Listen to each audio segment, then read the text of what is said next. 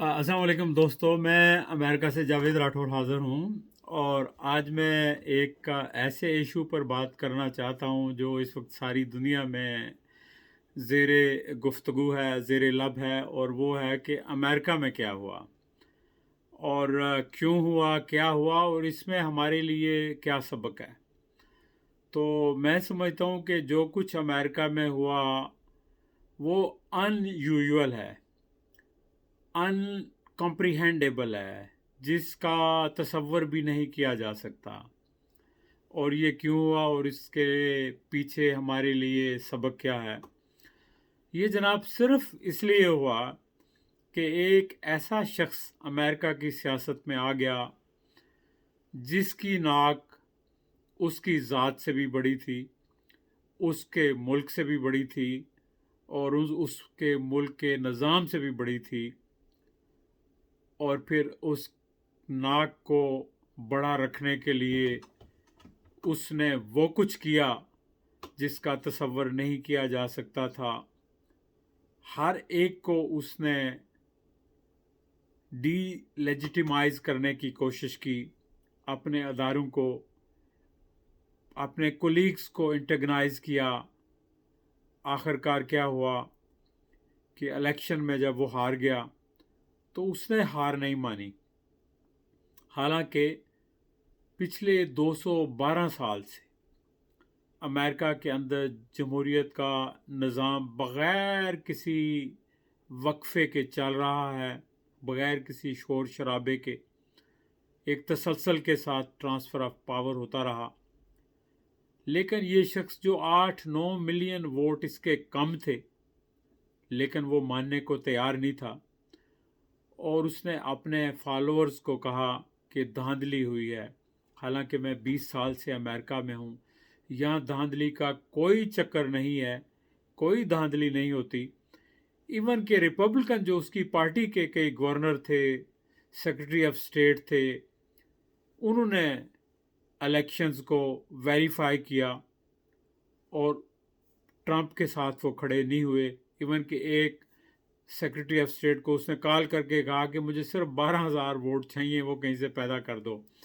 तो आप ये देखें कि ये इतना सेल्फ सेंटर्ड आदमी जब आ जाए आपके इक़्तिदार में तो फिर वो मुल्क का क्या हाल कर देता है। तो इतनी बड़ी मुस्तहकम जमहूरियत को, इतने बड़े मुल्क को जहाँ जमहूरी सिस्टम बहुत मजबूत है, जहाँ अख्तियारात सिर्फ सदर के पास नहीं है बल्कि लोकल हुकूमतें काम करती हैं। यानी हम लोग जहाँ भी रहते हैं हम खुद अपॉइंट करते हैं अपना, हमारा मेयर कौन होता है, हमारा ट्रस्टी कौन है, एजुकेशन का हमारा बोर्ड का मेंबर कौन है, डायरेक्टर कौन है, पुलिस का हमारा चीफ कौन है। तो खुद उनकी अपॉइंटमेंट हम लोगों के हाथ में होती हैं। उनका तो यानी ज़िली हुकूमतों से भी कोई लेना देना नहीं होता, स्टेट से भी लेना देना नहीं होता। इस तरह इख्तियारात जो है तकसीम हुए। लेकिन एक शख्स मसलसल झूठ बोलकर उसने लोगों को इतना मिसगाइड किया कि लोग बहकावे में आ गए, और लोगों ने कहा वाकई कोई कम्युनिज़्म आ रहा है अमेरिका के अंदर, सोशलिज़म आ रहा है, और अमेरिका को जो है वो लोग कब्ज़ा कर रहे हैं। और ऐसे लोग थे जिन्होंने उसको फॉलो किया। शायद उनकी सोच ऐसी थी, उनके पास इतना नॉलेज नहीं था, या वो इस तरह के जज्बात रखते थे, यानी कि उसको आप रेसिज्म कह लें कि वाइट जो सुपेरियरिटी है, वो चाहते हैं कुछ लोग कि ये बाहर से लोग क्यों आ गए और यहाँ सिर्फ वाइट ही रहने चाहिए। जो भी वजूहत थी, उन लोगों को उस बंदे ने इतना इंस्टिगेट किया कि उन्होंने जाके अमेरिकन डेमोक्रेसी का जो एक सिंबलिज्म था उसके ऊपर उन्होंने हमला किया पूरी शिद्दत के साथ। और वहाँ उन्होंने डिमोनाइज किया जो कोई भी स्टाफर्स थे, और जो पुलिस वाले थे उनके साथ बदसलूकी क्या की, उनके साथ ज़्यादती की। तो ये हालत हो गई।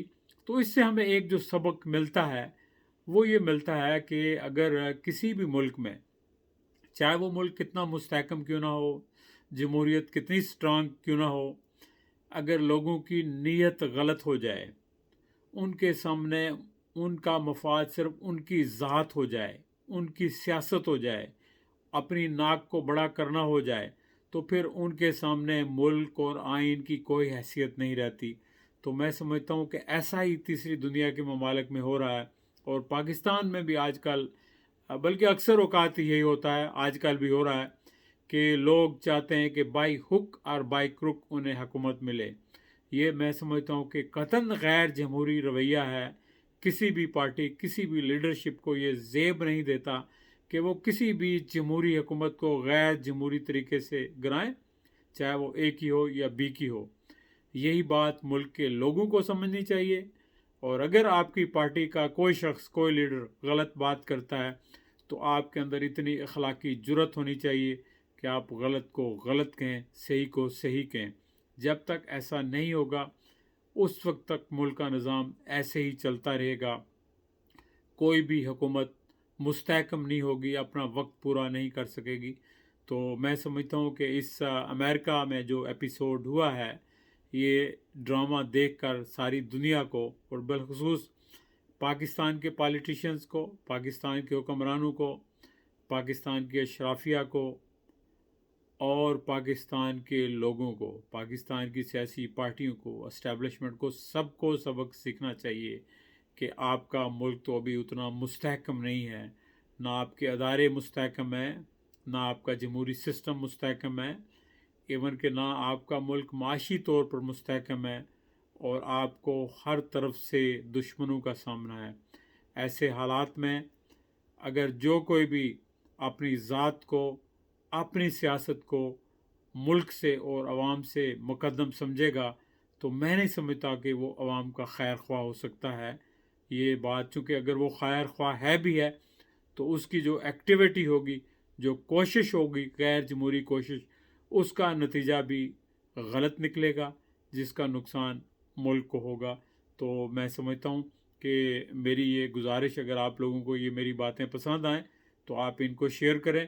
میرا کسی سیاسی پارٹی کے ساتھ نہ تو میں کسی سے نفرت کرتا ہوں، اور نہ میں بلائنڈلی کسی پارٹی یا کسی لیڈر کو ماننے کے لیے تیار ہوں، جب تک اگر کوئی بات مجھے اس کی اچھی نہ لگے، یا میرا ذہن یہ تسلیم نہ کرے کہ یہ بات جو ہے صحیح ہے۔ تو میں سمجھتا ہوں کہ آپ لوگ بھی صحیح کو صحیح کہیں، اور چیزوں کو اینالائز کریں، ان کو پرکھیں، اپنے مفادات کو اور اپنے تعلق کو سائڈ پر رکھ کر، چونکہ سب سے بڑا جو مفاد ہے وہ ملک کا ہونا چاہیے، اور سب سے جو بڑا تعلق ہے وہ ملک کے ساتھ اور لوگوں کے ساتھ ہونا چاہیے۔ اس کے بعد باقی چیزیں بعد میں آتی ہیں۔ تو چلیں انشاءاللہ پھر آپ سے کبھی ملاقات ہوگی۔ اپنا خیال رکھیں۔ خدا حافظ۔ بہت بہت شکریہ۔